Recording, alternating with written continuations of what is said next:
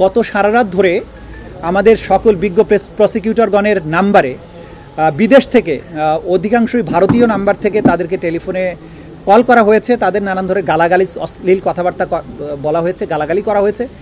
এগুলোকে আমরা খুব একটা আমলে নেই না, কারণ একজন অপরাধী যখন বুঝতে পারে যে সে অপরাধ করেছে এবং তার সাজা অত্যাসন্ন, তো তখন সে তার এই জাতীয় আচরণ তার অপরাধ প্রবণতাকে নির্দেশ করে। এগুলোকে আমরা আমলে নিচ্ছি না। অপরাধীরা তাদের চরিত্রই প্রকাশ করছে, কিন্তু তাদের এই সমস্ত দম্ভ, হুমকি, বাংলাদেশের মানুষকে ন্যায় বিচার প্রাপ্তির জন্য তাদের যে আকাঙ্ক্ষা, ন্যায় বিচার প্রাপ্তির জন্য তাদের যে প্রচেষ্টা, এখান থেকে কোনো অবস্থায় এক চুলো হটাতে পারবে না। সুপ্রিম কোর্টে আপিল দায়ের হলে আমাদের আইনে পরিষ্কারভাবে বলা আছে সুপ্রিম কোর্ট সেই আবার আপিলটা পরবর্তী 60 দিনের মধ্যেই নিষ্পত্তি করবেন। সুতরাং সেটা আইনি বিধান।